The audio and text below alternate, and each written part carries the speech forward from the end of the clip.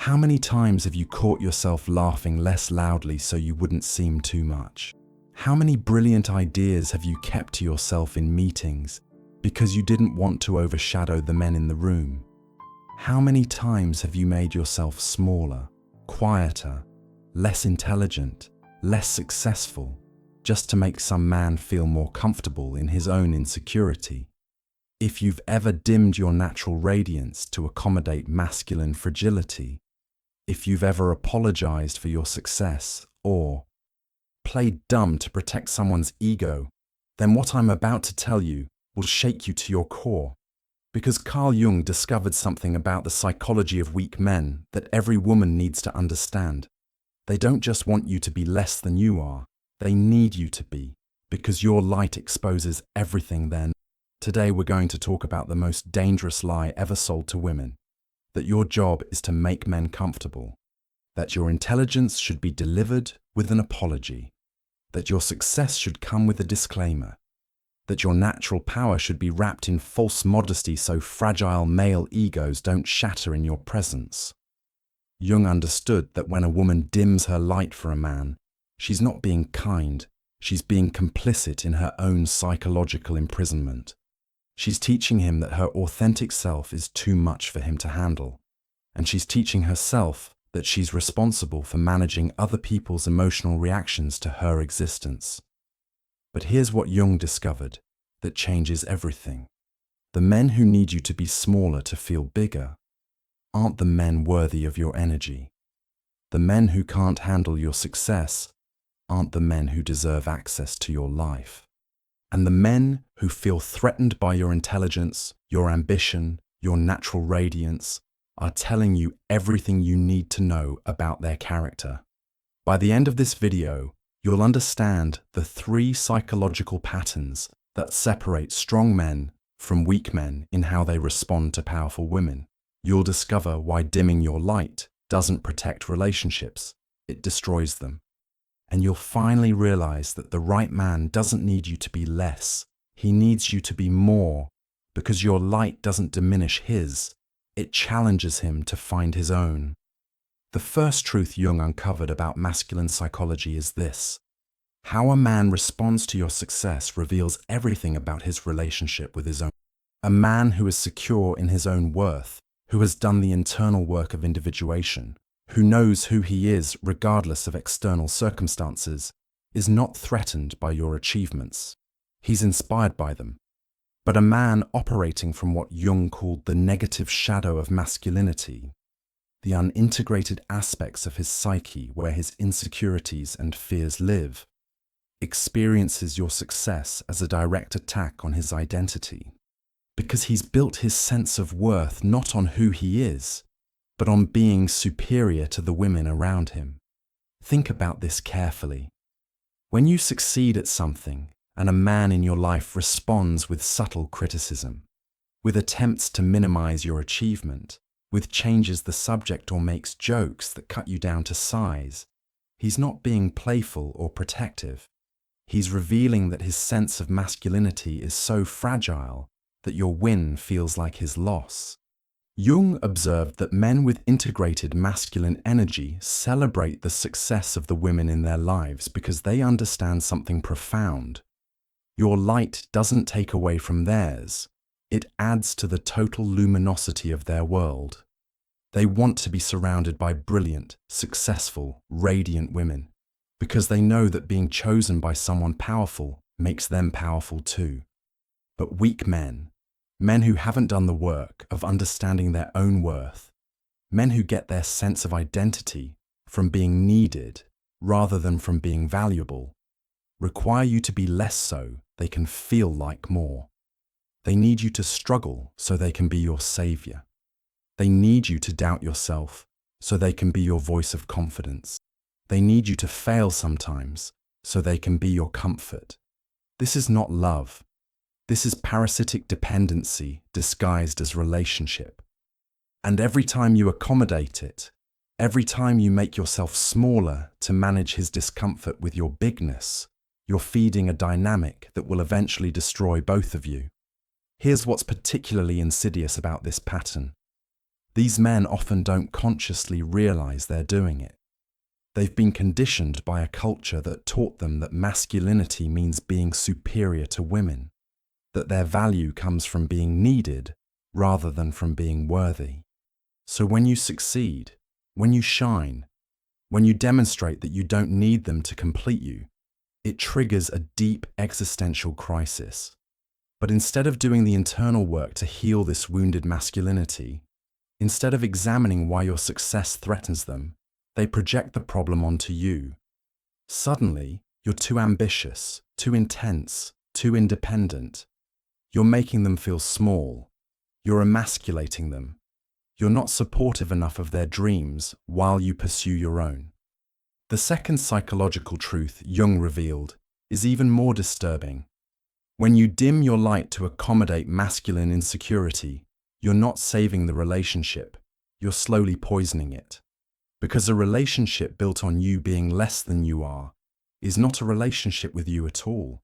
It's a relationship with a diminished version of yourself that you've created to manage someone else's emotional limitations. Jung understood that authentic love can only exist between two people showing up as their full selves. When you hide parts of your intelligence, your success, your natural radiance to make a man comfortable, you're ensuring that he falls in love with a performance rather than with your true self. And deep down, both of you know the relationship is built on a lie. This creates what Jung called psychological splitting. Part of you, the part that's ambitious and brilliant and naturally powerful, gets relegated to the shadow. You learn to express these qualities only when he's not around, only in contexts where you won't threaten his sense of superiority.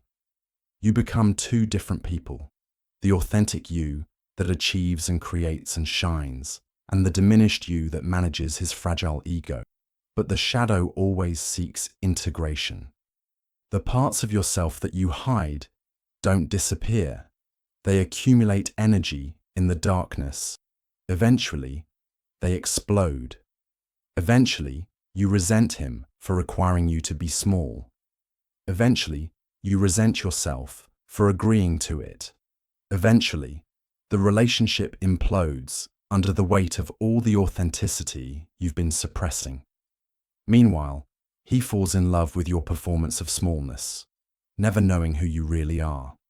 And when your authentic self finally breaks through, when you can no longer maintain the exhausting charade of being less than you are, he feels betrayed. He accuses you of changing, of becoming someone different, not realizing that you were never who you were pretending to be for his comfort. This is why relationships where women dim their light to accommodate masculine insecurity always end in resentment. Either his resentment of your eventual authenticity or your resentment of his need for your inauthenticity. There's no scenario where suppressing your true self leads to lasting love. Jung believed that healthy masculine energy wants to be challenged, wants to grow, wants to be pushed to become better. A man operating from integrated masculinity doesn't need you to be weak to feel strong. He needs you to be strong so he can discover new levels of strength within himself. But this requires a man who sees life as collaborative rather than competitive, who understands that your success adds to his world rather than subtracts from it, who gets his sense of worth from internal sources rather than from comparison to others. The third and most liberating truth Jung discovered is that your light is not negotiable, and the men who can't handle it are self-selecting out of your life. This is not a tragedy. This is a filtering system. Every time you shine fully and someone responds with discomfort, criticism, or attempts to dim you, they're telling you exactly who they are and what they're capable of handling. Jung called this synchronicity, meaningful coincidences that guide us toward our authentic path. When you stop dimming your light and start shining fully, you become a magnet for people who can match your energy and a repellent for people who can't. This is not accidental.